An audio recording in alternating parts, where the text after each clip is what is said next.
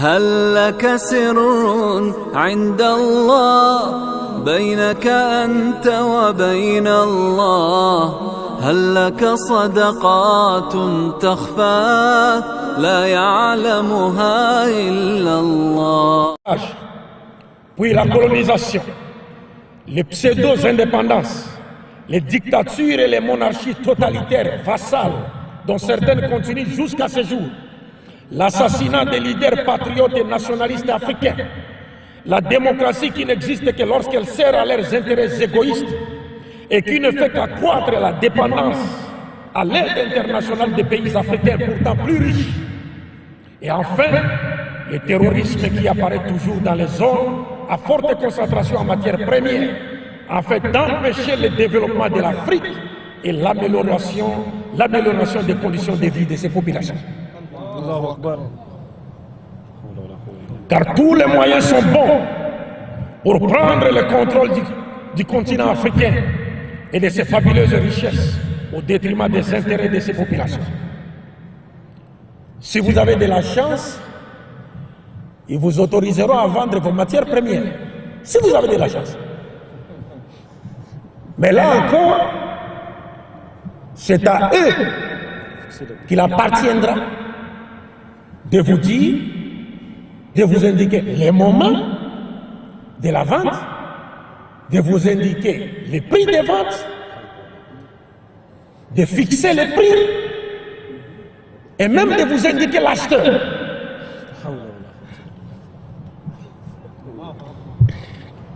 Est-ce que vous comprenez ça? Si vous avez de la chance.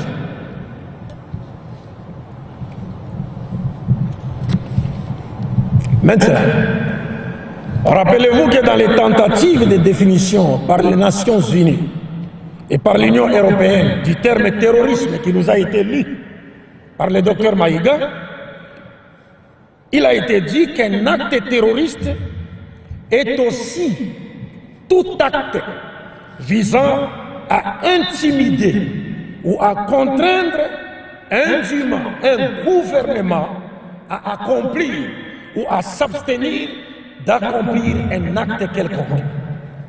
Quel que soit l'acte.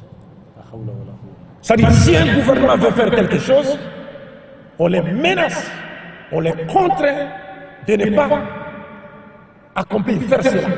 Ou alors, on les contraint à faire quelque chose contre sa volonté. Ça aussi, c'est du terrorisme.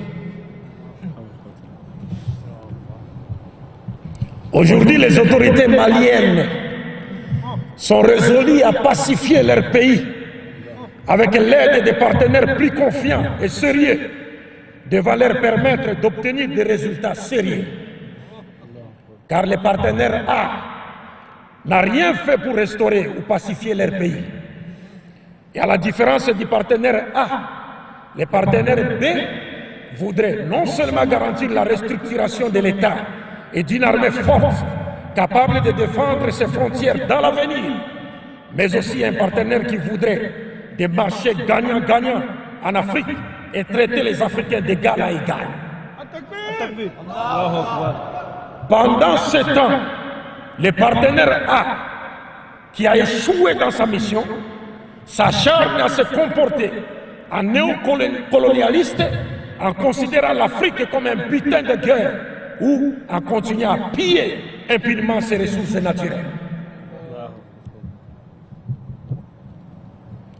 C'est pourquoi la prise du pouvoir au Mali par des militaires qui connaissent bien le jeu habituel des partenaires A avec les terroristes n'arrange pas les partenaires A et les dérange à cause de ses intérêts économiques. Aussitôt, les partenaires A commencent à faire des menaces. On s'en fout. Atakbir! Summa Atakbir! Les partenaires A commencent à faire des menaces. N'est-ce pas du terrorisme? C'est du terrorisme. Parce qu'il était ici, dans la définition. intimider ou contraindre un gouvernement à ne pas faire ce qu'il veut faire, c'est du terrorisme. Dans la définition. Nous avons vu, donc le terrorisme est aussi défini comme un acte visant à intimider ou à contraindre un gouvernement à accomplir ou s'abstenir d'accomplir un acte quelconque.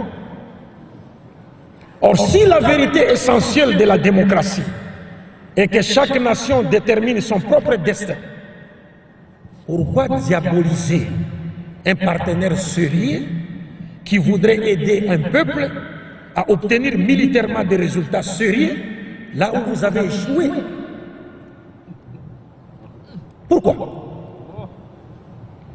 Pourquoi menacez-vous le gouvernement de notre pays par votre ministre des Armées de ne jamais laisser les partenaires peu sérieux intervenir contre les terroristes? C'est aussi du terrorisme. Au final plutôt, on se demande, on pose la question aux partenaires A. Qui sont vraiment vos amis?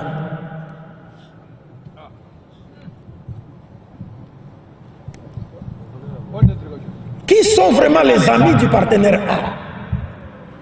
Parce qu'à ce que je sache, l'ennemi de mon ennemi est mon ami. Ça, tout le monde le sait.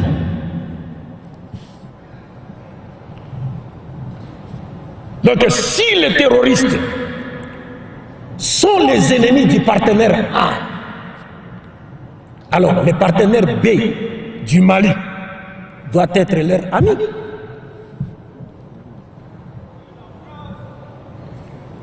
Avez-vous compris ça?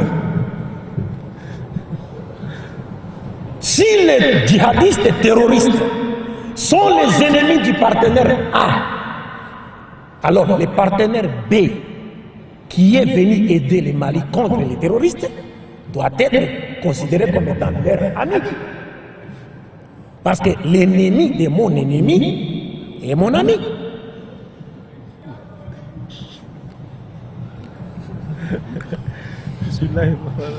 Par contre, si le partenaire A ne souhaite pas voir le partenaire B du Mali aider ces derniers à combattre ces terroristes, alors qui sont ces amis?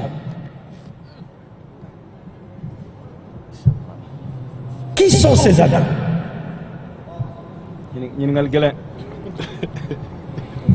En outre, les partenaires A commencent à faire des menaces pour que les pouvoirs reviennent aux civils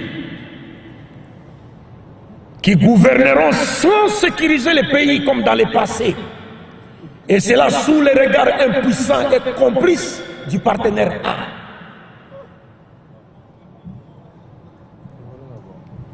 C'est bien beau de prendre le pouvoir, mais il faut que c'est les menaces du partenaire A. Le pouvoir doit revenir aux civils. Pourquoi il est dit? Les civils sont passés. Le pays est toujours ce qu'il a été.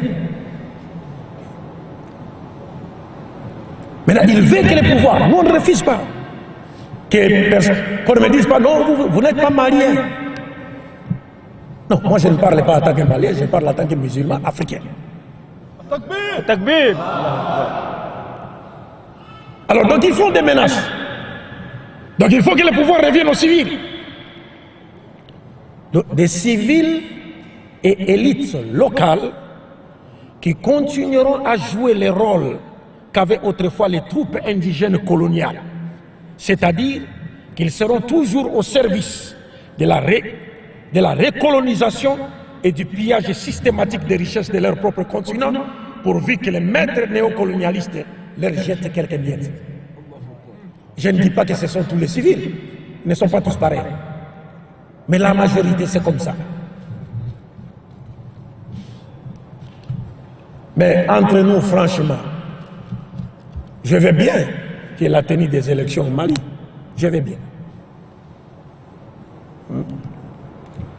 Comme m'accuse pas de mettre hein, immiscé dans les affaires des Maliens. J'ai dit, je parle en tant que musulman et africain. Mais moi, je dis franchement, pourquoi parle-t-on de la tenue d'élections et le retour d'un gouvernement civil au pouvoir lorsque la moitié du pays est contrôlée par des pseudo-terroristes armés? Pseudo-terroristes. Je ne sais pas si c'est la moitié. Ce n'est pas 2 tiers. Les 2 tiers, oui. Les 2 tiers du territoire. Pourquoi? Alors que le problème de l'heure n'est pas la tenue des élections, socialement stérile, et moins encore le retour à une démocratie qui n'a jamais servi aux intérêts des Africains depuis les pseudo-indépendances jusqu'à ce jour. Mais le problème de l'heure au Mali, c'est plutôt la reprise du contrôle de tous les territoires nationaux en éradiquant les terroristes et partant en arrêtant l'hémorragie du massacre quotidien de civils innocents maliens sous les regards impuissants et complices du partenaire A.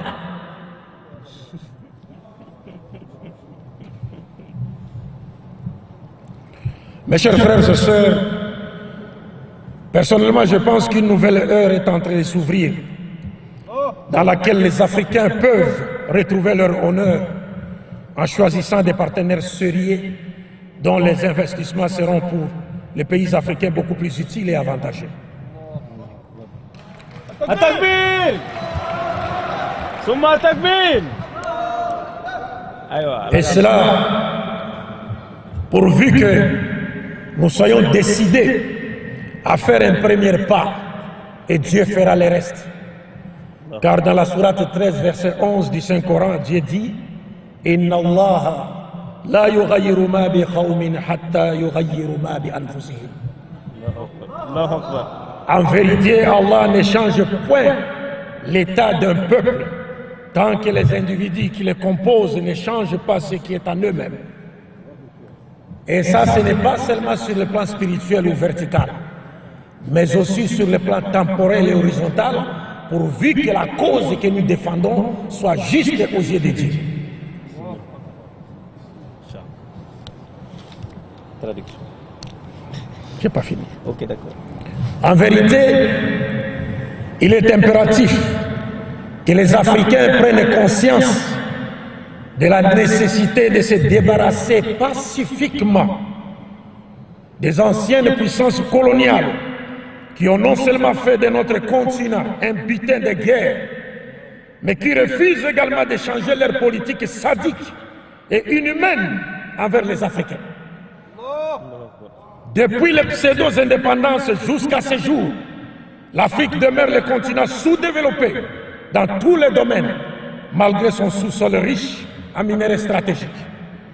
L'Afrique est le continent le plus riche du monde, mais le pillage systématique de ses richesses réduit ses populations à une forme d'esclavage. Qui me contredirait si je disais aujourd'hui que si l'Occident politique nous envoyait 10 000 bateaux qui accosteront dans nos ports ici en Afrique, 10 000 bateaux, à la recherche des esclaves volontaires. Mais l'Afrique se viderait de ses populations. On nous envoie seulement 10 000 bateaux ici. Et puis, les néocolonialistes se mettent là et disent « Nous cherchons des esclaves. » Wallahi, ce ne sera plus comme à l'époque où on frappait, on ligotait. C'est-à-dire, ces bateaux-là ne quitteront même pas les ports. Ils vont se noyer ici. Parce qu'ils nous ont tellement placés dans une situation où nous avons fini par penser que le paradis, c'est chez eux. Alors que nous avons tout ici. C'est eux qui devaient quitter leur pays pour nous suivre ici. Regardez comment, dans quelles conditions, dans quel état ils nous ont placés. Et ils ne veulent pas changer leur politique. Mais je vous dis une chose, qu'il n'y a pas d'arme efficace capable de réduire tout en néant que la volonté du peuple. Laquelle volonté est conforme à la volonté de Dieu. Vous savez, l'Occident ne craint pas les armes. Les colonialistes ne craignent pas les armes.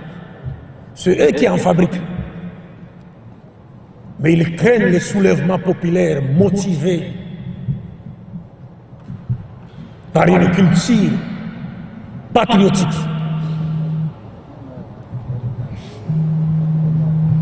Donc il n'y a pas d'arme efficace capable de réduire tout en ayant que la volonté du peuple. Mais pour que le peuple prenne conscience qu'il constitue une arme à destruction massive, il doit être sensibilisé et mobilisé. Le peuple doit être sensibilisé et mobilisé.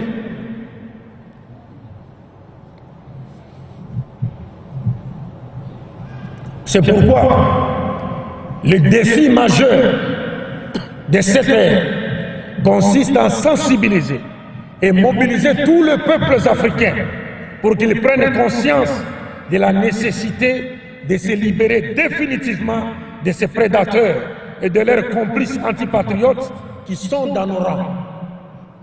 Ils sont dans nos rangs. Car le danger pourra venir à tout moment de ces nègres de maison. Le danger pourra venir à tout moment de ces nègres de maison. Néanmoins, l'action antipatriote du nègre de maison au service du maître néocolonialiste pourra être étouffée dans l'œuf juste par la prise de conscience massive de peuples africains et la diffusion à l'échelle nationale ainsi que continentale de la culture de résistance panafricaine face au néocolonialisme sadique.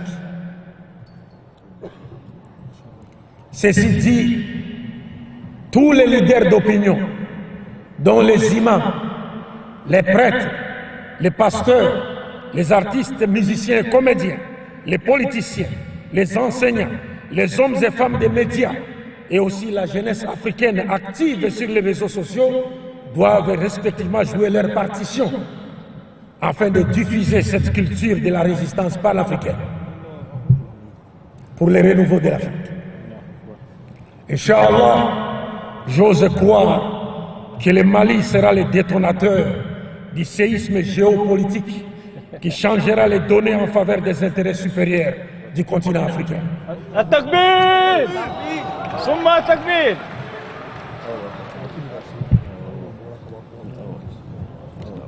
Vive la coopération russo-malienne et bravo à Assimi Goïta, digne descendant de Soundiata Keïta.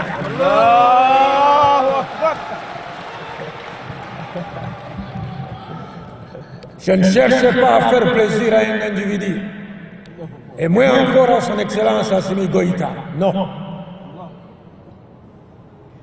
J'en parle parce qu'il incarne une idéologie qui est libératrice pour toute l'Afrique, si seulement on comprend.